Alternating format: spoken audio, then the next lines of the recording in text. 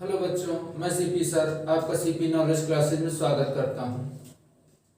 आज हम अभ्यास 1.1 की 5वीं नंबर सवाल हल करेंगे, लास्ट सवाल है।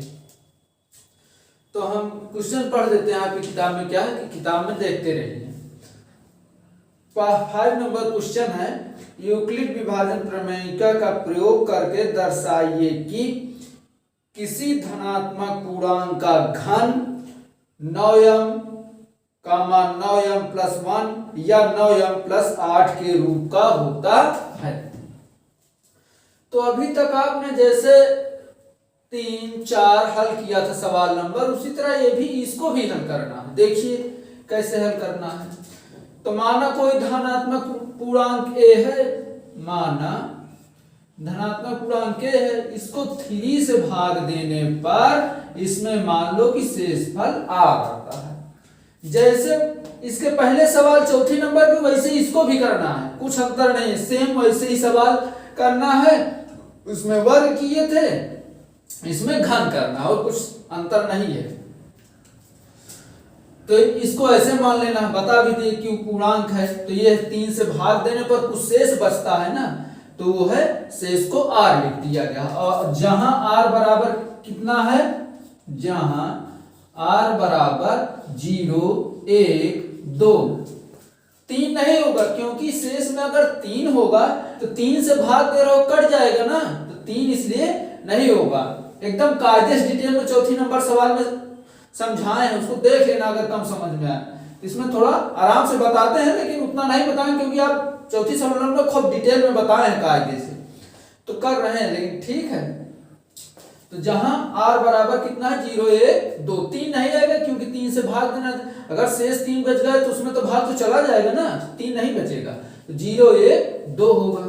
तो देखो रख के उसको 0, 1, 2 को, तो a बराबर 1 क्या होगा, 3q प्लस 0 रखोगे तो 0 हो गया, तो a बराबर कितना हुआ, 3q, ये हुआ।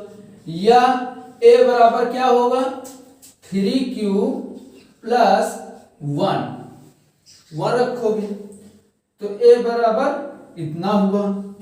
या a बराबर कितना होगा, a बराबर 3q प्लस 2 तक होगा। अब इसका क्या करना है, घन करना है, यानी क्यूब कर दो, क्योंकि उसमें पूछ रहा है कि उसका घन रूप इस रूप के होता है जो क्वेश्चन में दिया है, अर्थात इसका घन करना है। तो a क्यूब करो, तो a क्यूब बराबर 3q का घन करो तो कितना होगा, 3 बार गुणा करो 3 का, तो 3 त्रिक का 9 त्रिक 27। याद रखना कैसे करना है, 3 गुणे 3 गुणे 3, यही है घन रूप इसका, ठीक है। तो 3 त्रिक का 9 त्रिक 27, और q इसके साथ में, तो 3 बार q भी है, चाहे इसको साथ में लिख दो ना, q गुणे q, ऐसे समझ लो, तो 3 बार है अर्थात क्यूब हो जाएगा, ठीक है। तो ऐसे ही लिखना, तो 27 क्यूब हो गया। या यहां देखो इसका क्यूब करो तो हो गया 1 क्यूब बराबर 3q प्लस 1 का क्यूब, ये हुआ ना। अब इसका क्यूब लगाओ, a प्लस बी का होल क्यूब का सूत्र क्या होता है, तो देखो पहले सूत्र कौन सा है, a प्लस बी का होल क्यूब का सूत्र क्या है, a cube plus B cube plus 3ab bracket में a प्लस बी, ये इसका सूत्र होता है। तो इसी सूत्र पे रखो, क्या होगा, बराबर a क्यूब अर्थात 3 की क्यूब का क्यूब, ठीक, प्लस b क्यूब यानी 1 का क्यूब, प्लस 3ab, तो 3 a की जगह 3 क्यूब, b की जगह 1, और क्या a प्लस b अर्थात 3 क्यूब प्लस 1। तो देखो बराबर, अब इसका सबका क्यूब करते जाओ, 3 का 3 बार गुणा 3 क्यूब, देखो यही है ना, तो यही आएगा 27 क्यूब ना, क्यू की घात 3 है, इसको ऐसे पढ़ा जाएगा, ठीक है। प्लस 1 का घात 3 है, अर्थात 1 का 3 बार गुणा करो, कितना आएगा, एक ही आएगा, कोई ये मत कहना कि 3 आएगा, क्योंकि 1 का घात 3 है, यानी 1 गुणे 1 गुणे 1 बराबर 1। 1 का जहां जितनी बार गुणा करोगे 1 ही आएगा, तो यहां 1 हो गया। प्लस इसका गुणा करो, 3 त्रिक का 9, 9 क्यूब, 1 से गुणा करोगे कोई इफेक्ट नहीं पड़ेगा, वैसे ही वैसे इसमें कोई प्रभाव नहीं पड़ेगा ना, 1 से गुणा करने पे वही आता है। जैसे 1 गुणे 100 करोगे तो कितना आएगा, 100 आएगा। यानी 1 से किसी संख्या में गुणा करते हो तो वही संख्या आएगी, ठीक है। 1 से गुणा करने से कोई प्रभाव नहीं पड़ता है। तो यहाँ 3 क्यूब प्लस 1 ये हुआ। अब यहाँ फिर अब गुणा करो, 27 क्यूब प्लस 1 प्लस, अब इसका गुणा करो, 9 त्रिक 27 और क्यूब स्क्वायर, ठीक। क्यू गुणे क्यू करोगे तो क्यू स्क्वायर, 9 त्रिक 27, फिर इसमें गुणा करोगे तो 9 कम 9 9 क्यूब, ठीक है। अब अगर ध्यान दो तो इसको सबको इकट्ठा लिख दो और 1 को बगल में रख दो, तो 27 cube plus 27 cube square plus 9 cube plus 1। अब हमको तो दिखाना है उस तरह, किस रूप में, 9m या 9m प्लस 1 या 9m प्लस 8, आपको क्वेश्चन में दिया है। तो इसमें देखो हम उसी तरह कर देते हैं, 9 कॉमन लो तो कितना बचेगा, 9 त्रिक 27 और क्यूब ये हो गया। यहां देखो 9 कॉमन लेने पे क्या होगा, तो 9 त्रिक 27 प्लस, फिर 9 त्रिक 27 प्लस 9 कम 9 यानी क्यू केवल बचेगा प्लस 1। अब यहां ध्यान से देखो, क्यू पूर्णांक है तो इसको हम इकट्ठे में यम लिख लेते हैं, अर्थात 9 यम के रूप में दिखेगा। और यहां देखो क्यू पूर्णांक है तो इसमें कुछ जोड़ने के बाद वो भी क्या बचेगा, पूर्णांक ही रहेगा, तो इसको लिख सकते हो 9 यम। और ये तो 9 यम, इसको पूरे के यम मान लेना है भाई, इकट्ठा मान लो कि ये भी पूर्णांक है तो हमने एक पूर्णांक केवल मान लिया यम। जैसे आपकी किताब में सिद्ध करना है वैसे आपको मानना भी है, अपने आप से कुछ नहीं करना। अब प्लस में 1 लिखा है, प्लस में 1 लिख दो, तो 2 तरह तो आपको दिख गया, एक 9m एक 9m प्लस 1, लेकिन अभी इसको नहीं किए हैं, इसको भी करना है। तो इतना लिखने के बाद या यहां भी इसको भी करोगे, a क्यूब बराबर 3 क्यूब प्लस 2 का होल क्यूब। तो यहां तो इसके नीचे आएगा नहीं, पहले इसको लिख लो, फिर इसको हम अलग से लिख के इसके नीचे लिख देते हैं। पहले इसको इतना लिख लो, यहां कुछ हुआ नहीं है, ध्यान रखना, सबको लिख करके इसका क्यूब किया गया है, ठीक है।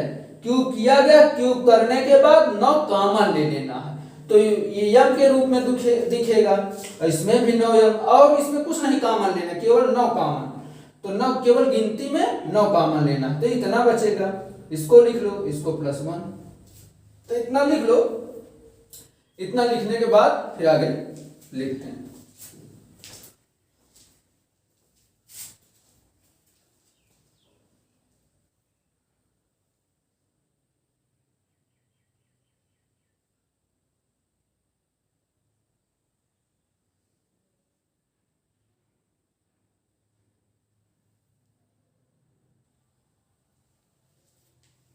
हाँ, तो आप लोग इसके आगे देखिए, अब इसका क्यूब करना है तो इसका क्यूब करके देखो, इसको हम यहाँ लिख देते हैं क्योंकि यहाँ फिर ना आए तो यहाँ हम लिख देते हैं, यानी a क्यूब बराबर 3 क्यूब प्लस 2 का होल क्यूब। तो इसका क्यूब करो तो क्या होगा, a क्यूब यानी 3 क्यूब का whole cube plus b cube यानी 2 का क्यूब प्लस 3ab, तो 3ab ये ऊपर लिखा हुआ है, ये सूत्र ऊपर लिखा है, इसको लिख लेना, 3a की जगह 3 क्यूब प्लस 2, अरे प्लस नहीं 3ab ना, तो 3ab, बी जो है 2 और a प्लस बी यानी 3q प्लस 2। तो यहाँ देखो क्यूब, 3 क्यूब का क्यूब करोगे तो यही है 27 क्यूब, वही आएगा, गुणा करके देख लेना। 27 क्यूब प्लस 2 का 3 बार करोगे गुणा तो 2 दूनी 4, 4 दूनी 8, कितना आएगा 8, प्लस 3 त्रिक का 9, 9 दूनी 18, 18 क्यूब। अब ब्रैकेट के अंदर 3 क्यूब प्लस 2, तो यहाँ देखो इस ये हो जाएगा 27 क्यूब प्लस 8 प्लस, यहाँ देखो इसमें 8 त्रिक 38 का 54, तो 54 क्यूब स्क्वायर प्लस 18 दूनी 36, तो 36 क्यूब।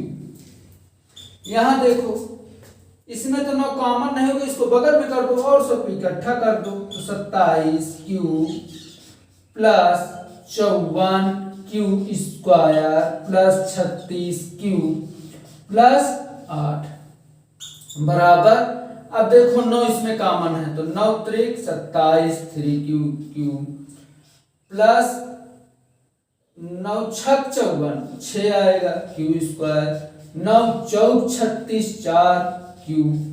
ठीक है, इसमें गुणा करोगे 9 से तो फिर यही आ जाएगा। ये तो जो सिद्ध करना है तो हमको उसी तरह इसको दिखाना भी है, तो वैसे ही लिखो प्लस 8। अब क्यों पूर्णांक है तो इसमें जोड़ने के बाद वो भी पूर्णांक हो जाएगा। तो यहां देखो और देखो नीचे इसको उसी तरह लिख देना है जैसे और सबको लिखे थे वैसे ही लिखना है। तो यहाँ क्या हो जाएगा, इसको 9 इसको पूरे को क्या कर देना है यम लिख देना है, क्योंकि पूरा पूर्णांक है तो हमने पूर्णांक यम लिख लिया प्लस 8। तो यहाँ देखो तीनों आ गया कि नहीं, पहले क्या निकला था ये 9m के रूप का है, ये इसके पहले जो यहाँ हल किए थे वो आया था 9m प्लस 1 के रूप में, और ये किसमें आया 9m प्लस 8 के रूप में। तो हो गया सिद्ध कि नहीं, यही वो कह रहा था और यही सिद्ध हो गया। अतः लास्ट में यही लिख देना, पहले इसको लिख लो तब नहीं आपको समझ में आएगी, ऊपर इसके ऊपर नहीं लिखना, इसके बाद लिखना है। तो पहले इतना लिख लो, ठीक है। अब देखो जो कह रहा था वह कह रहा था ना कि इसका क्यूब, यानी पढ़ देते हैं एक बार फिर। लिखा है कि यूक्लिड विभाजन प्रमेय का प्रयोग करके दर्शाइए किसी धनात्मक पूर्णांक का घन के रूप में इस रूप का होता है, किस रूप का 9m प्लस 1 9m प्लस 8, तो है कि नहीं इसका क्यूब, देखो क्यूब किया गया है तो हो गया। तो इसको पहले लिख लो, ये इसको तो लिख चुके हो जो ये मिटा रहे हैं, इसको लिखना था पहले इसको लिख लो फिर लिख देते हैं आखिर में क्या लिखना।